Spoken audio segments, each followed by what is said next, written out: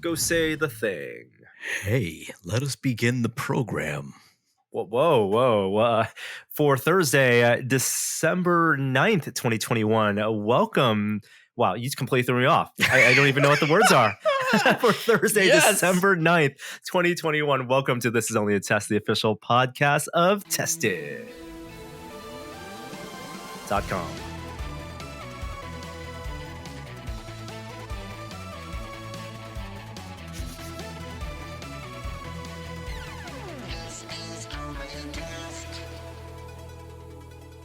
We all live in loops, don't we? We all live in loops. Jeremy Williams, good to see you. This is Norm here. It's a Duocast this week. Thanks for joining us. Jeremy, how you doing? I'm well, Norm. Thank you for asking.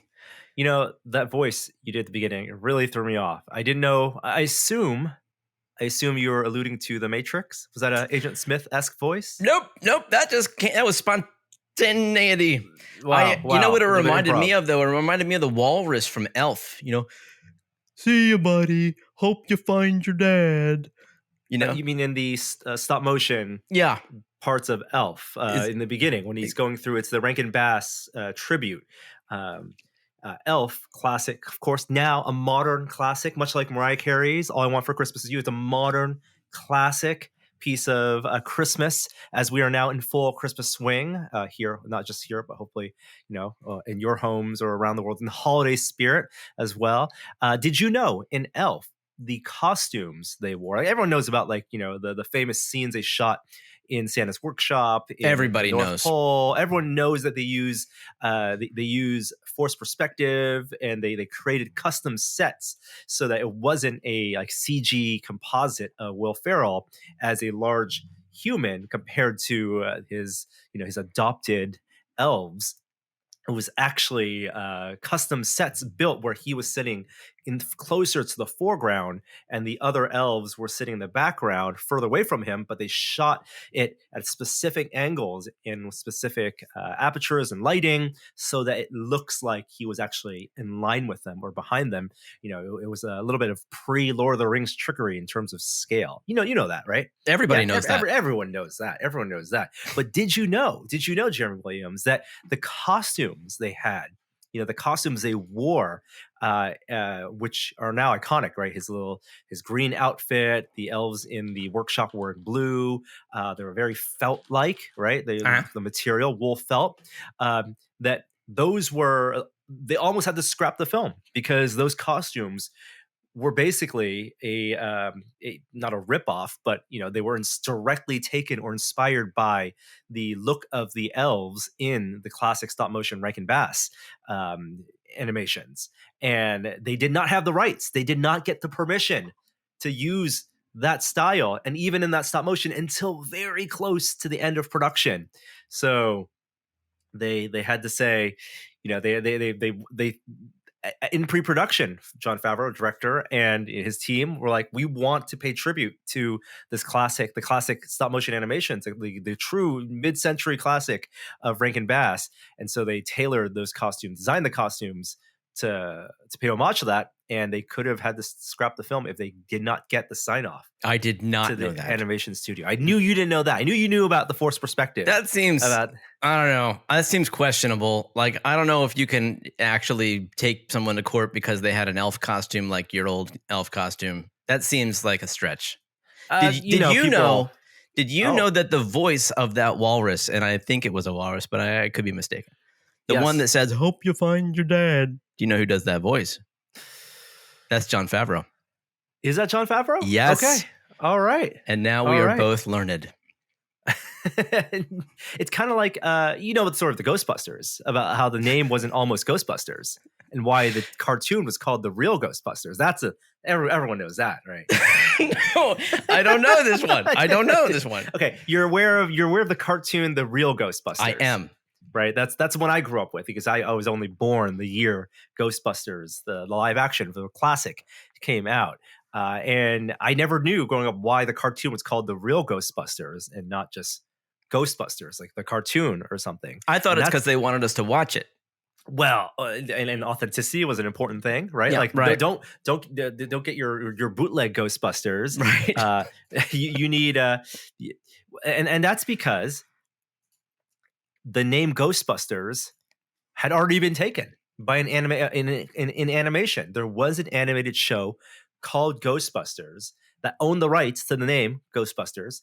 And so when the Ghostbusters that we know had its animated run, they had to differentiate it by calling it, and legally they had to call it something different. And so they called it the Real Ghostbusters. But that even extends to the filming of the 1984 Ivan Reitman film, in that they did not know whether they could have secured the name Ghostbusters as the actual name of the movie, or the characters, or the team and the company that's assembled. And so when they filmed it, they actually did two takes every time the word Ghostbusters was said. They said it Ghostbusters as we now have seen it on film, but they also had to say Ghost Smashers. I forgot what it was. I've seen with them shooting the commercial, who are you going to call? Whatever, where they do the number on the screen. And I've seen them do the Ghost Smashers version of that. I forgot it was what it was, though. That's funny. And I think it was they were filming the end of the movie, and they had they filmed in New York, of course, but they had all the extras, right, cheering them on as they were as they emerge from the hotel, the apartment building, and at the finale, and they're all cheering Ghostbusters, Ghostbusters. And that's when the producers called the lawyers and said, listen, they're shouting Ghostbusters, we're not gonna be able to change this. Like, we can't get them to do that again. Get these rights, or we don't have a film. That's pressure. There you go. The more you know. The more That's you know. I good. love starting off the podcast a little bit of movie trivia. We're in full holiday swing here. You guys watching holiday movies at home? Hawkeye. Okay. That's yeah. I don't know. I can't get anybody on board to watch 8-Bit Christmas. You watched it. What do you think? Thumbs up? We watched half of it. Oh, that's a thumbs down. It is a thumbs sideways. Yeah, okay. I appreciate what they're going for. So for people who don't know, there's an HBO Max, I guess you could call it a made for TV, would have been in theaters, but now it's a streaming exclusive movie. And basically it's a Christmas story. It's Neil Patrick Harris playing the grown up version of a kid, but instead of wanting his pea shooter, he wants 8-bit Nintendo Entertainment System. So the whole movie flashes back to 1989 when NES came out, and it's about that Christmas when he, in his, I guess, where are they? They're in Chicago, I want to say, right? Yeah, I think they're in Chicago. He goes around town on these crazy adventures, much like in A Christmas Story, and hunting for an NES. I hear the ending's good. I hear that it's very heartfelt, but it's a little bit rote. It's a little bit derivative, and at some point we'll put it on. Yeah. I think it's tough to get new holiday classics built into the rotation. Now that we hit Elf is a classic, we're still playing Nightmare Before Christmas. That's still between the mid October. It's really January. That's in constant rotation here. I will give a recommendation on Netflix. They have a new Shaun the Sheep special. Whoa. If you're a fan of Aardman, and that's their claymation, stop motion animation, and that's real stop motion, like it's not CG. There are some composited elements in there, but it's a 30-minute short. It's a special about in the Shaun the Sheep world, and it's Christmas theme. It's delightful. And we visited Aardman back in 2017 as they were filming Early Man, and just to get a glimpse of how many sets and characters that they have built. Every time the characters go to a new location, that is like a month of set building and character building that they had to do to film just that scene. And they didn't pull any punches here. They really went all out. And it's gorgeous. Shaun the Sheep will go down in history in our family as one of the essential elements of child rearing. We watched that show with both kids when they were very young, and everybody who watched that show loved it. There's not a word of dialogue in that show. It's all physical comedy and brilliantly executed. We will watch this, and we will watch it with great vigor. I'm curious in your thoughts about it. Obviously, the stop motion cameras they're using now, I mean, I think they've moved to mirrorless cameras and DSLRs a long time ago, because they could just take they don't have to shoot with video cameras because it's stop motion. They'll just edit it in. But there's something they're doing. It just looks so good. I think the cinematography. I'll shout this out now because it's not something that's like it's kind of clear. The scope of the episode starts at morning, like all the Shaun the Sheep episodes. The rooster, Yep. does a little shout in the morning. So it starts in the beginning of the day, it ends at the end of the night, and so over the course of 30 minutes, you see the passing of a day almost in the Shaun the Sheep world. And so the lighting has to be different. There's Nice. two golden hours, right? There's a daybreak golden hour and a dusk golden hour. And the shots in those are just so gorgeous. Yeah. You know the road that I live nearby that goes up by Glen Canyon Park, The called winding one. it's called O'Shaughnessy, Yeah. and I sing it every time I go up there. O'Shaughnessy, O'Shaughnessy, O'Shaughnessy. Very good. Very good. Thank you. So that's a recommendation. Another tradition, because before we get into the pop culture stuff, in our household at least, and in the Bay Area, has been the Great Dickens Christmas Fair. You've heard about us talk about this on the podcast. You've been before, Jeremy? With you. Yeah, we went. Kishore went. God, how many years ago? I guess 2019 was the last time There was that we went in great person. There was that great year that you and Kishore and I, our families, and I think Witta was there. Yeah. And we did a huge like multi-family portrait, and Ebenezer Scrooge stuck his head in the back, and nobody knew it until we saw the photo. It was great. Yes, and that was Avery, our son's first year going. He was 1 year, 1 year old. Yeah, he was one. No, was this 2019? God, what is time? It must have been 2019. So he must have just been one. He just started walking, and we dressed him up as a chimney sweep. Put soot in his face, fake soot. He had a little tiny, chimney sweep, and he was, we pushed him around in his stroller. He got a lot of photos with other chimney sweeps. They indoctrinated him into the guild, so he owes them dues, apparently. But the idea is it's the same people who put on like the local Ren Fair.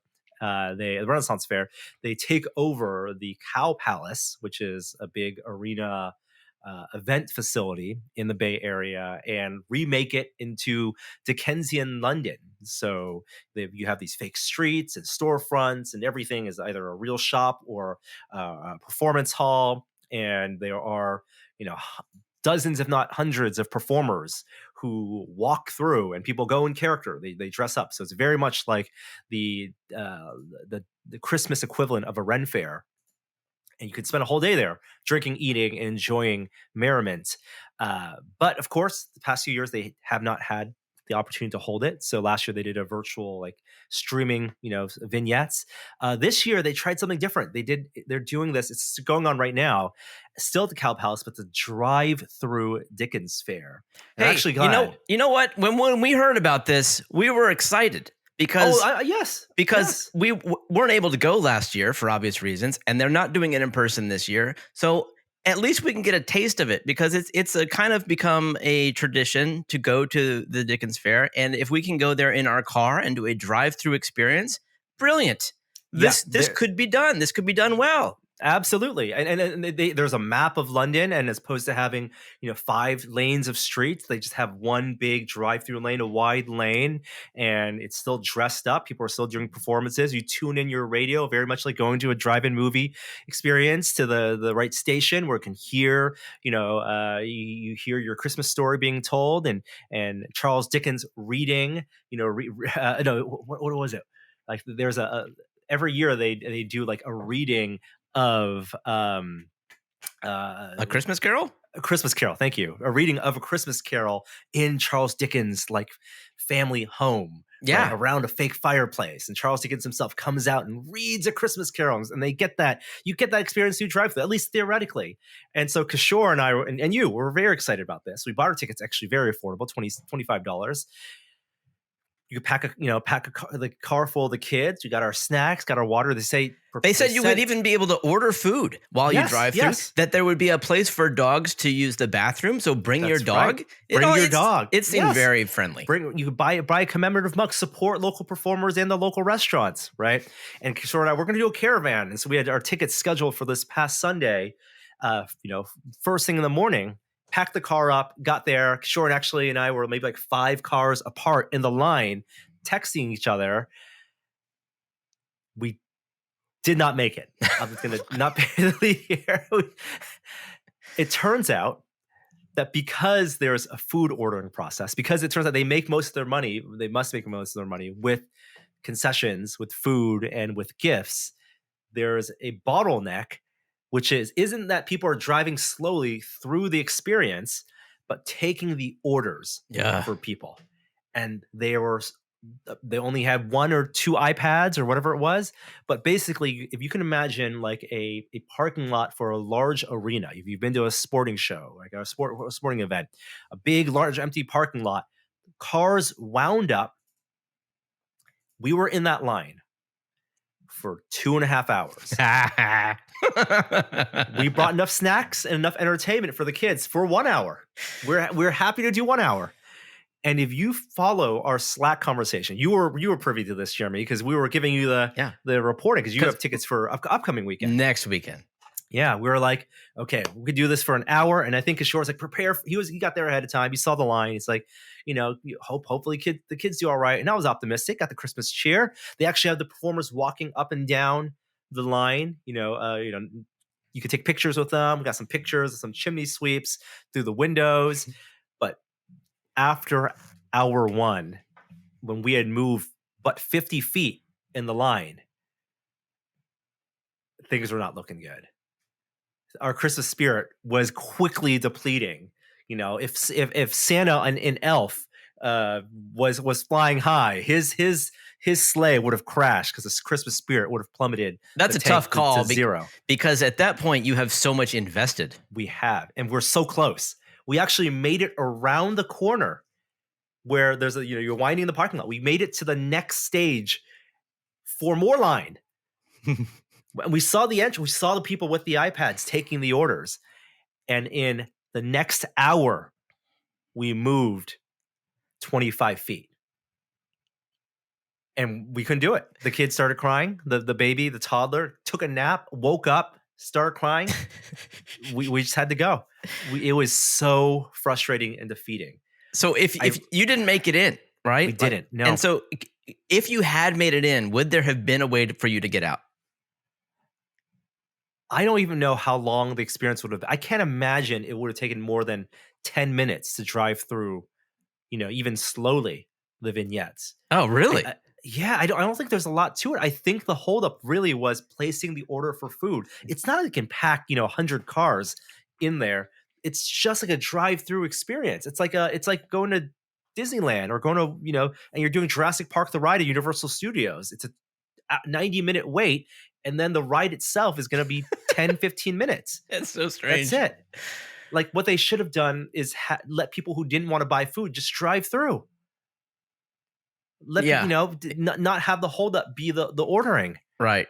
Yeah. You posted someone else's review afterwards, and it said that it took them 2 hours to get in, and then it took an hour and a half to get their food. Right.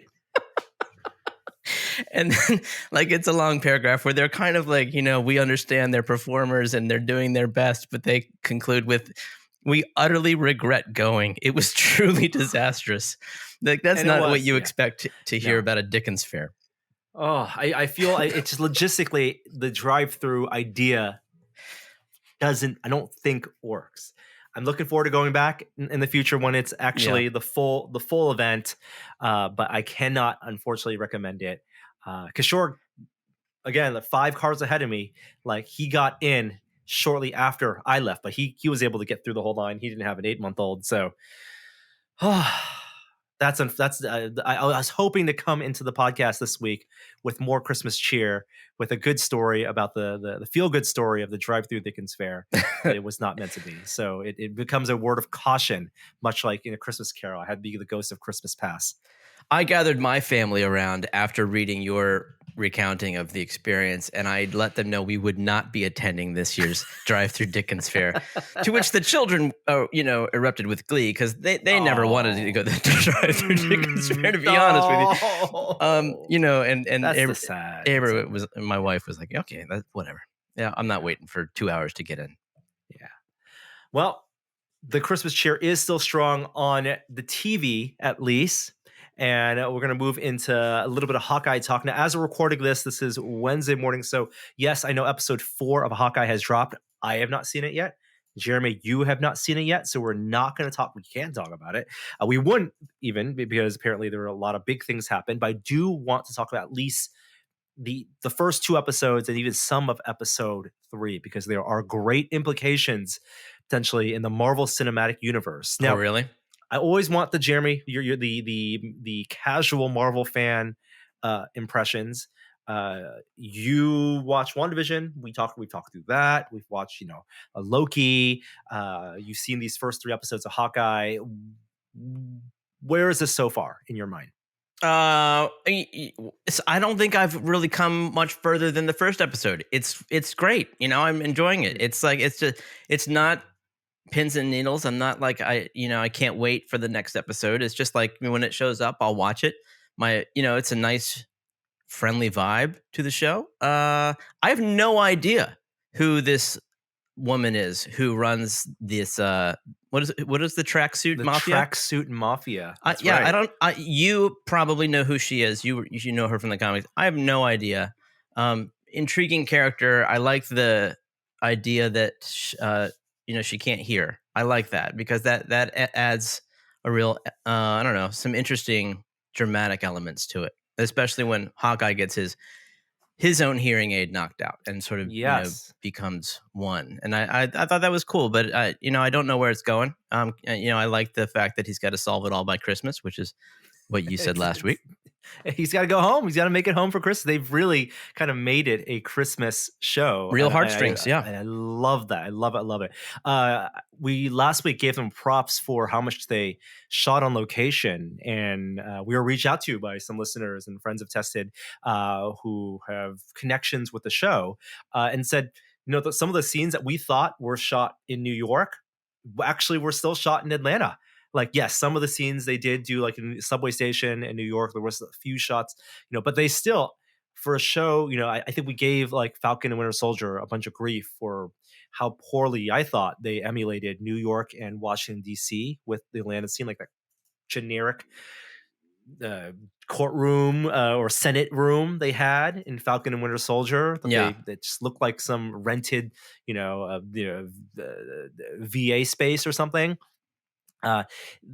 Here, the Central Park LARPing scene that they had in episode 2, that was in Atlanta. And for me, it was convincing as like a place in Central Park. When we talked about them doing Rogers the Musical in episode 1. Yep. That was the Fox Theater in Atlanta outside. Really? Just set extensions. Yeah, they did. I think they did a fantastic job. Hey, if they're fooling you, then they're succeeding. I mean, you get those, just the right amount of establishing shots, and the brain is fooled. Yeah. Well, the character you're talking about, Maya, is a fan favorite comics character. And I think it's so brilliant how they brought this character in for multiple reasons. One, in the comics, she's actually a Daredevil antagonist. Kind of a villain turned hero. That's interesting, because in the flashback when she was in karate class, wait, was that her? Yes, that was her. Yes. There was a big imposing figure behind her. An uncle. Yes, Uncle. And I was telling my son, I was like, I want to find out who Uncle is, because that looks like the guy from Daredevil. Well, we'll get to that in but a minute. Okay. In but a second. Okay. Right. So this is why I think this is such a brilliant twist of writing, and also from the tying things together in the MCU, the grand scheme perspective. One, in the comics, I'll give you a little backstory. She was introduced in a Daredevil run as kind of a potential love interest, but also antagonist for Daredevil.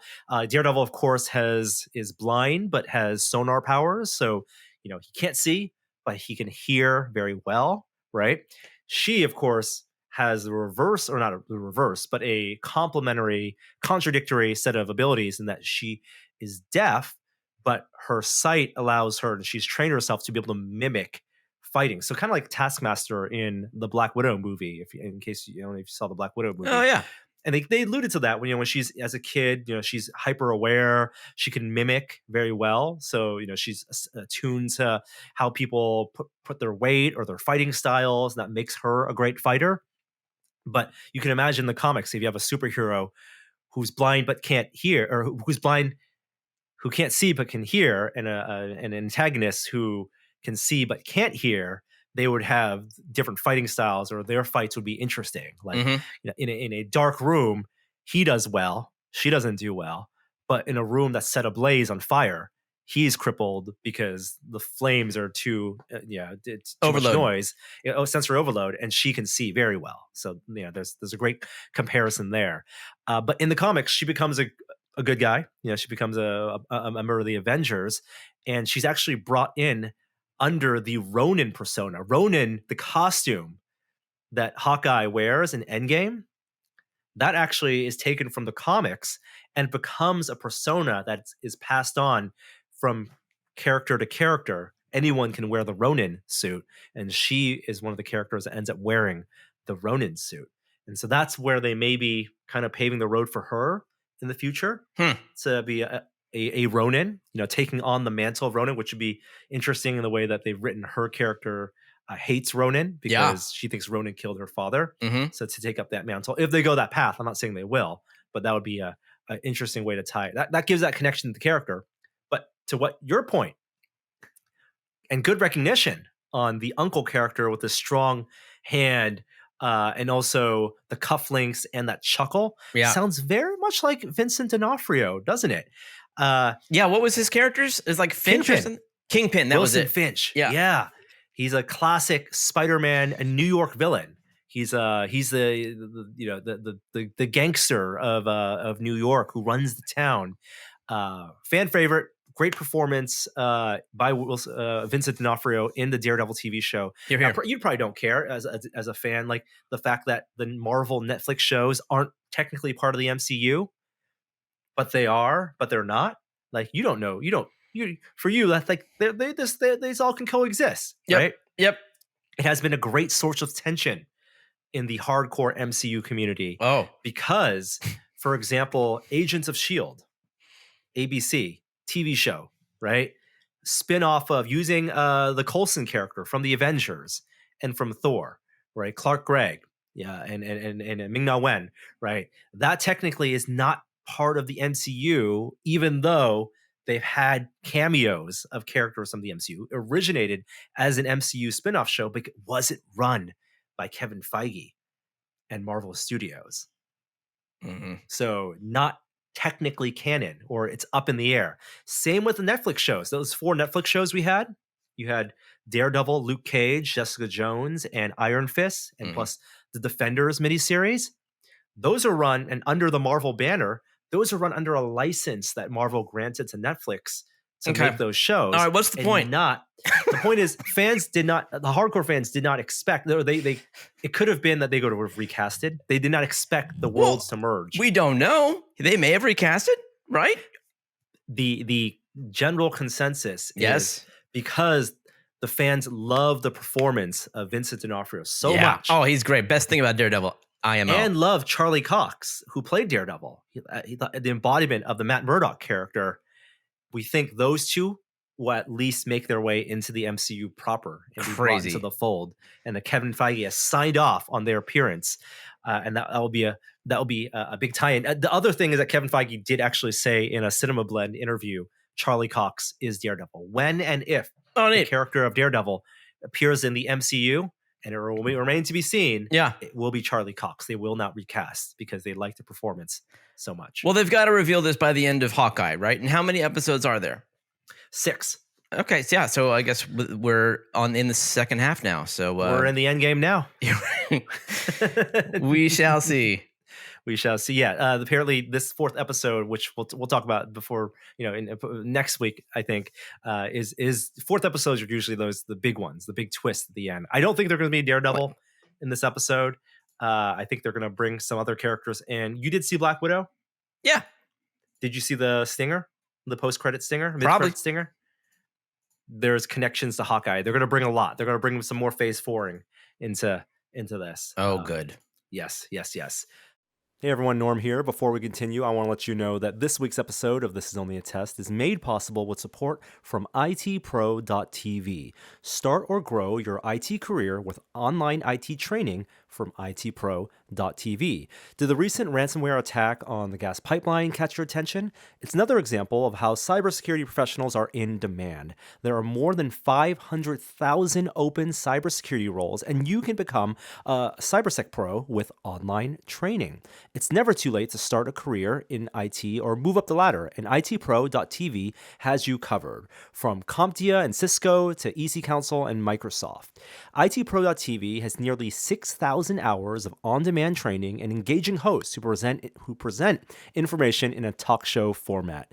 They're live every day, and shows go studio to web in 24 hours. Courses are conveniently listed by category, certification, and job role, and stream itpro.tv courses live and on demand worldwide via Roku, Apple TV, PC, or their iOS and Android apps. Learn IT, pass your certs, and get a great job with itpro.tv. Visit itpro.tv/test to save 30% off all plans. That's itpro.tv/test. Once again, itpro.tv/test. Now back to the show. Hey, that new Spiderverse trailer is pretty good.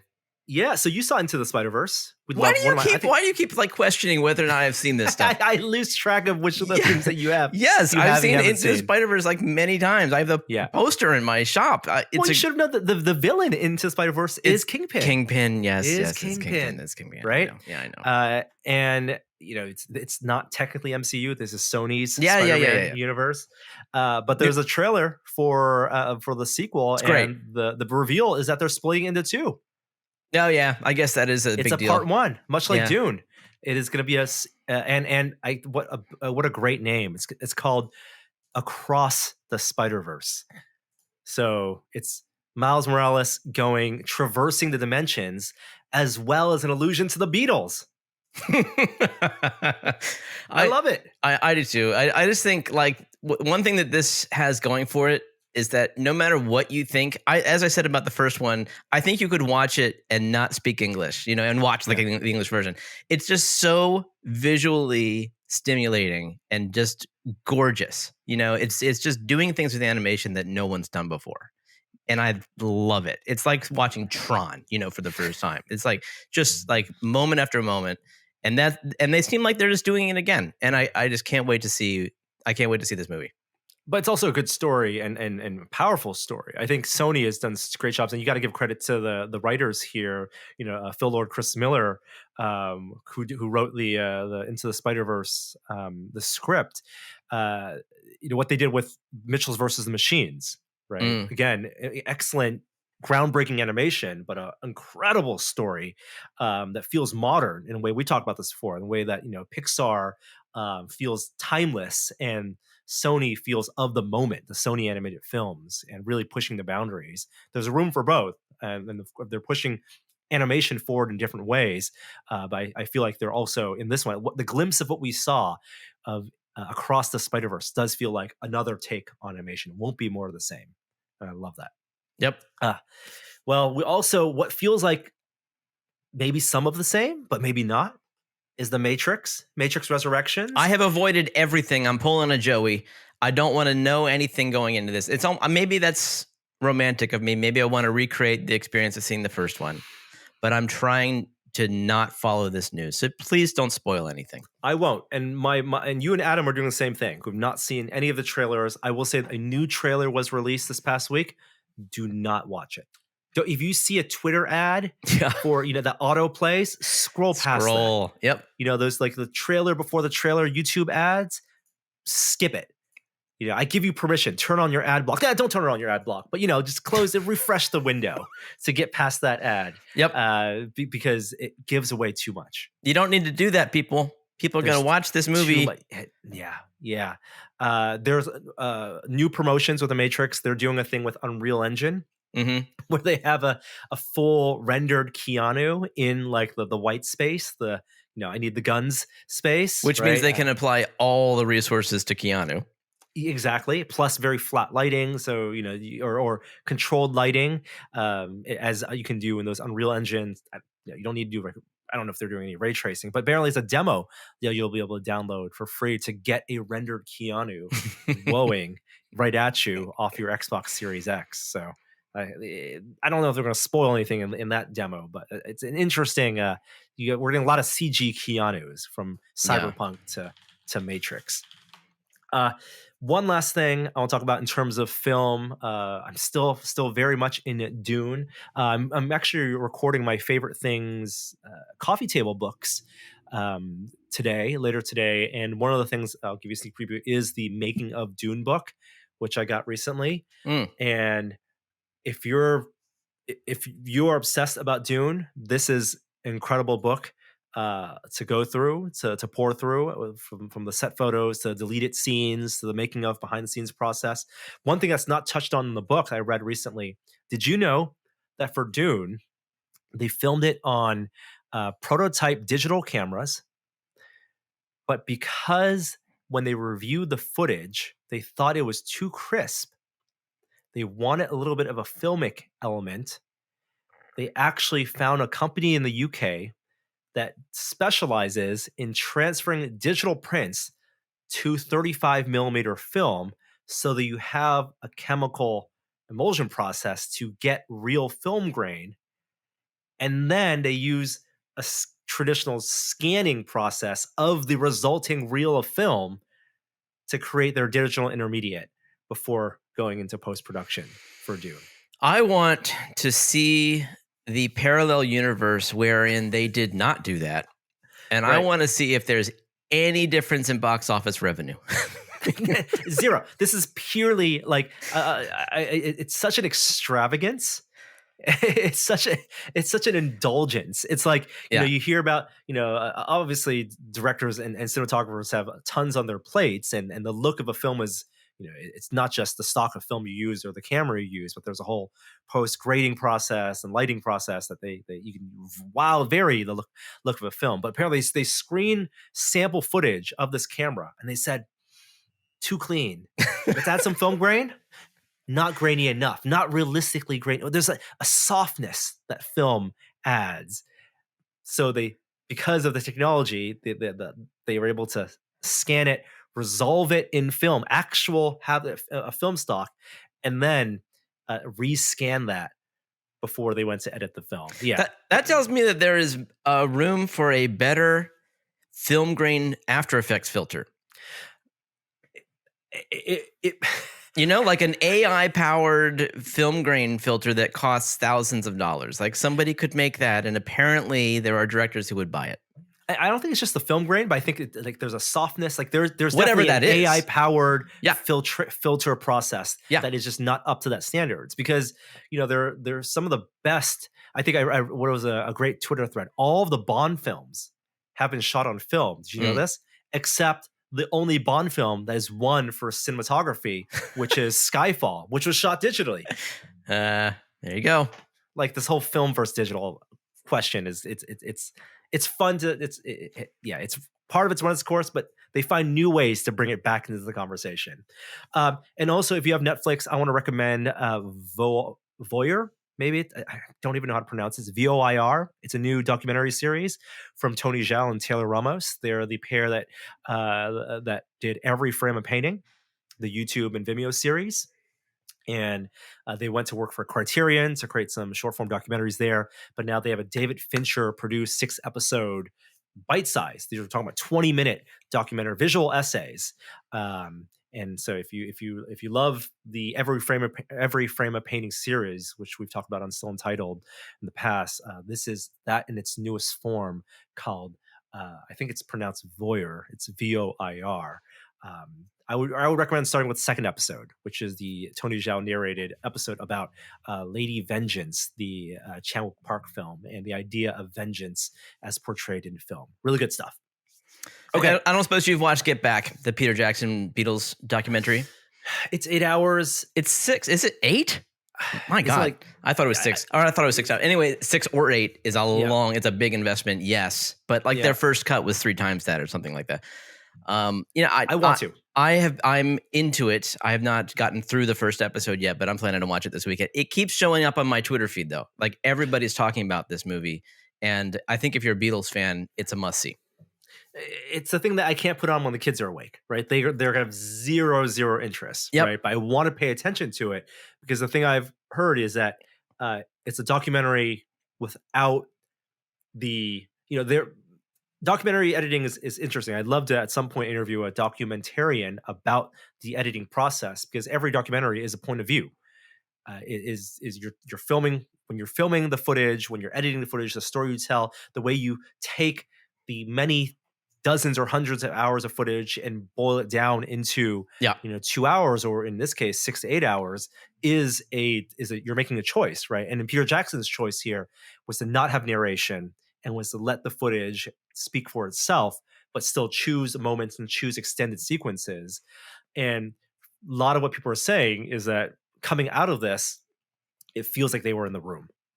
And that's what Peter Jackson wanted you to feel like. You feel like in that, whatever it was, like weekend recording session, 2 weeks. the 2 weeks recording session, you felt like after the 6 hours that you were in the room with them and you were hanging out with them. It's almost like a Sorkin-esque in that way, the way he did Steve Jobs, of like these moments that he tried to capture in each of those segments. This is that 2 week moment in the history of the Beatles that has been told so many times previously in that what was that film that's controversial because it was about these 2 weeks broke up the Beatles. But yeah, I'm very excited about how he chose to do this documentary. Yeah, there's some nice moments where the Beatles are pulling these. They're writing these songs in these 2 weeks. They're writing and recording these songs in 2 weeks. It's not like they come in there with a body of work. They have to write these songs. So there's an interesting amount of pressure involved. And you watch them like pull these songs that as classics just out of the ether. And they don't have the words yet. They had kind of evolved the melody, and then they just spontaneously write the words, and it's really powerful. But then there's this overarching, Beatles dynamic where are they, getting along? This is, as you said, like the end of them as a group. I'm excited to watch the rest of it this weekend. Yeah. Did you ever see that Bohemian Rhapsody? Yeah, I loved it. Biopic? Yeah, I loved it. I love the end, like what they did in recreating the concert at the end. And I thought Rami Malek's performance was great. But the sequence where they're creating Bohemian Rhapsody, it just seems so contrived. Like because they had to compress it in a 5-minute scene. 100%. You have like a few finger taps and like, ooh, I came up with a melody. Every song is like that. Right. And yeah, and that's just not how songs are written. And so like the clips I've seen of Get Back where it's Ringo or Harrison would come up and say, I have a song in my head. Yeah. Let's try riffing on it. Or Paul would say, I'm waiting for Lennon. Let me see if I can, play a riff. And then they jam. They're jamming. Right. And you've played in bands. Like that's how songs are written, right? They jam, yeah, except 100%. 100%. These are classics. 100%. And I don't think it's like I think people who are interested in painting but aren't painters, like they have a sense of what it takes to mix paints and brush and play, maybe put something on a canvas because they did that in art class. I don't know if there's a widespread appreciation for songwriting, for as a band and what that takes like it looks. Your bands go in, they sell you an album and you get to listen to it. It seems like they're geniuses. They went in and they recorded this thing that they wrote and it all came out the way that they thought it. And it's a real evolution. And I love that this documentary like helps to, in a way, like break down what is in many people's mind one of the greatest bands of all time and make them much more human. And so you see their evolution process, obviously geniuses, but at the same time, even geniuses, the part of the genius is the creative process. It's not that they're born with these songs in their mind. Yeah. More documentaries like this, please. Because the things one of my pet peeves are documentaries where the documentarian or the narrator infuses too much of themselves and their own story into something. I just want to see the subject matter. Mm-hmm. Yeah. All right. Well, quickly, we were running out of time, but I wanted to give shout out to Halo is out today. Like literally, as we are recording this, the single player campaign has become unlocked. PC and Xbox, right? That's right. Not only that, free to play for multiplayer. The beta has been up since last month, and it's Halo. It's been long awaited return to Halo, and Halo Infinite crossplay between PC and Xbox. Uh, is it on Game Pass? The single player? I'm not exactly sure. Gotta be. Yeah. I mean, wouldn't you bet? Wouldn't you bet it is? I mean, Microsoft has so much money that like they can afford it. Like they've made so much money during the pandemic, like that. This is a strong launch. They want people to be on Game Pass. They want to sell Xbox Series S's and X's. It is, of course, on Game Pass. And the campaign has been very well reviewed, so I'm excited to play it on the PC. And I'd be curious if people are playing out there, if they're playing with a gamepad or keyboard and mouse. I remember back in the day when the first Halo was released on Games for Windows Live. It was a big deal, Halo being a selling point for Windows 7 or 8, I want to say. It was Windows 7, DX10 required, and we were able to do a gamepad versus keyboard mouse, and of course, it wasn't balanced for that back then. But 343 has designed this so that there is balance, and there are some people who just love. Gamepad gives you quicker access to some of those shortcut buttons. I've been playing the multiplayer with the keyboard and mouse, and it feels pretty good. Yeah, the word around, I have not played it yet, but the word around the office is that it's they nailed it. That it feels like Halo 1 and 2. It's like the Halo that you love. And they found a way to make the physics feel that way, despite the fact that it's online multiplayer and there's like a ton of stuff happening. It's they're pulling off some interesting magic to make that game happen, but it feels good is what I hear. You say the Halo you and I love, but maybe it's our listeners as well, but that's of a certain generation. We came of gaming age in the Halo 1, 2, and 3 trilogy era. Yeah. I remember that fondly, but there's definitely a whole generation for which Halo 4, 4, and 5 was the Halo they grew up with. And you got to reconcile that somehow. So I'm curious how this is well received, or what its legs are. It is free to play with microtransactions, fueling, and seasonal play, of course, rankings and all that jazz with modern multiplayer games. Speaking of multiplayer games, Quake got an update. What? We're talking about? Yeah, there's a co-op horde mode that Bethesda released. It's a 700 megabyte patch that unlocks a couple new maps. I believe this is 4 new maps, I want to say. New arenas. Yeah, 4 battling arenas. And they do a horde mode with progressions, waves of enemies. And I want to say it's, how many players is this? I don't know exactly how many players is this, but Quake, in case you're still playing Quake, for those of us still playing, in case you're playing Quake, 25 years later. You could be, because they did this year release the remaster. Yes. I don't know if this works with the RTX version, the ray tracing version, because that's Quake 2. That's Quake 2. That's right. I want ray tracing with this. Overrated. This remaster is excellent. I spent an evening in there when it came out, and I had a blast. And I was glad to see I still had it. You do? I do. Oh yeah. Okay. Top of the board. Oh wow. M look on. Oh, mouse look. What are you talking about? Yeah, I'm not using the arrow keys. Hey, I used to play Quake with just arrow keys because there was auto aim vertically. Like you're on the DM4 and you're a different tier, but you press fire and the rocket goes up. Yeah. As long as you were horizontally aligned, M-Look was like a cheat almost. But yeah, Quake updated. You could play it on your Steam Deck, early 2022. You're telling me keyboard players thought M-Look was a cheat? Well, M-Look was not a thing that everyone used. Mom, these guys are using their mouse. They got that's what they're using, their optical mice, Jeremy. Right. I'm still on the lint covered rolling ball mice, and when the first like IntelliMouse came out with the optical tracking and M-Look was on, and you up your FOV, right? You widen your FOV to 110. Man, that was like playing with a cheat. Steam Deck, Valve has released some final packaging, and it's like so Valve-like in how unremarkable this packaging is. It looks like an OEM box. It looks like you got an RMA version of the Steam Deck. Yeah, it's nothing Yeah. like the Vive packaging, which was huge and like really well illustrated. And this is a very minimalist. I'm fine with it though. Yeah, yeah, yeah. It's a cardboard box. I mean, it's still well illustrated. There's I'm in Index, fun. not Vive. Yes, yeah, yeah. But there's some Valve-esque logos. You see a companion cube on there, alongside your standard, warning labels, and I'm all for simplistic packaging. You're not going Yep. to be walking into a store to buy this. You're ordering it directly from them. Just as long as it's safely packaged and has all it works out of the box, and yeah, it comes with a case, no problem. And then last but not least, Cyberpunk, which I don't think you've played.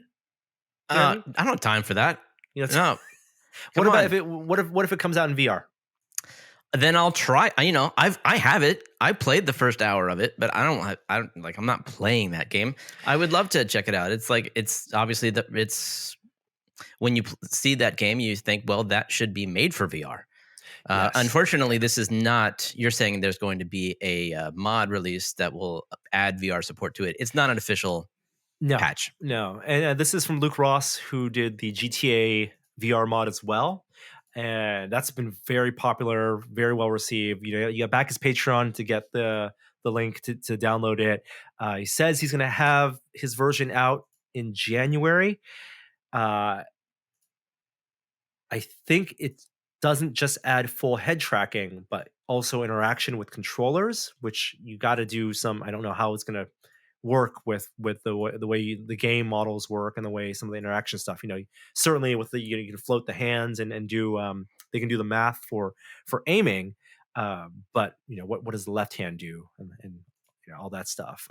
The bigger thing is how stereo works. In the past, getting the left and right eye to render for stereo, they've had to do like every other frame rendering because the engine doesn't support multi-view rendering, and that has caused some discomfort with people using those mods. So I'll be excited to try it out, but if it comes to the sacrifice of comfort, then if you've read the blog post from, I think it was Aperture who did the port for Resident Evil 4 for the Quest 2, it's such to make the game feel like in headset the way you remember the game when you played on a flat screen with this interactions with all the VR moments in there, and it is basically rebuilding the game. And for a single modder to even come close to that would be a huge achievement. And we saw it with with Doom 3, and that looked great. But yeah, I'm cautiously optimistic.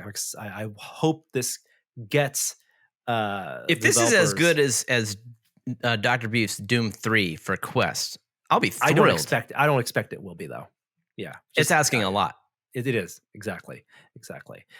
But more ports. I want to see more ports of classic games moved over to VR, here, PC or for Quest. And I think that's all the time we have this week. Kishore is off this week. If you haven't listened to last week's episode, he did a really great deep dive into the state as of last week of where things are with the Omicron variant and how that forms, kind of the science behind it. And we're still in that, kind of 2 to 3 week window where the research is still being done in the labs. So there's nothing new to report, but Kishore will be back when there's an update regarding that. And that does it. Anything you want to shout out, Jeremy? I wanted to say that you should watch the new tested video with Jen Schachter's new laser cut. She did a really great snow globe that is not just laser cut into layers like she did her Halloween house, but it's lit. It's edge lit from the base, and it's a great looking illusion. It's a really cool model. And if you have a Glowforge, it's well worth your time to watch that, and you can buy it from their site. I thought that looked great. Yeah, a great exercise in creating a classic form, a globe, using planes, and also in informative in how to incorporate edge lit acrylic into your dioramas as a way to do lighting without having to wire individual LEDs. I am going to pinball season playoffs tonight. And I'm bringing with me 12 trophies that I made on the Glowforge, Oh, which nice. are not as good as Jen's work, but they are very similar, like layered Yeah. acrylic and wood. So you've And got bolted together. yeah, exactly. There's 4 layers with the maple in the back etched, and then some orange acrylic, and then the walnut on top, and then a clear. Love it. Love it. Mixing media, wood Yep. and acrylic, and all the things that you can laser cut. I'm working on a laser cut project right now. No promises if I can finish it because I just might be short on time. I'm giving myself a personal deadline, so maybe pull some all nighters. But Jeremy, it may be Tron inspired. Nice. I'll tell you after we record the show. All right. After we wrap up. All right. We do have an outro this week. This one's courtesy of Joel A., who's been doing a great job submitting outros. And this one's, I believe, is called Tesla Dreams. Let's take a listen. Hi there, I didn't see you. Tested.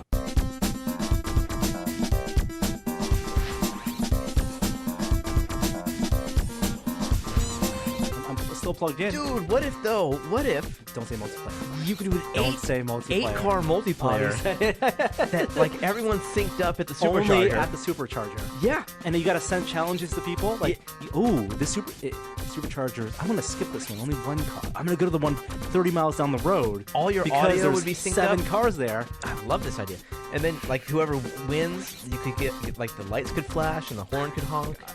And like everyone else would know. That'd be great. You could have a high score list that was persistent.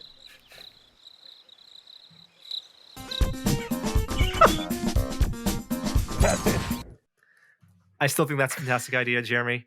Yeah. Elon and team, get on it. Don't let people play games while driving. I think it's a bad idea. Liability. Oh yeah. And all that aside. But let's bring Forza Horizons. What was it? Horizons 5. Let's bring that experience to the Tesla. Open world driving in the comfort of your car. Word. Off the supercharger. All right. See everyone next time. Bye.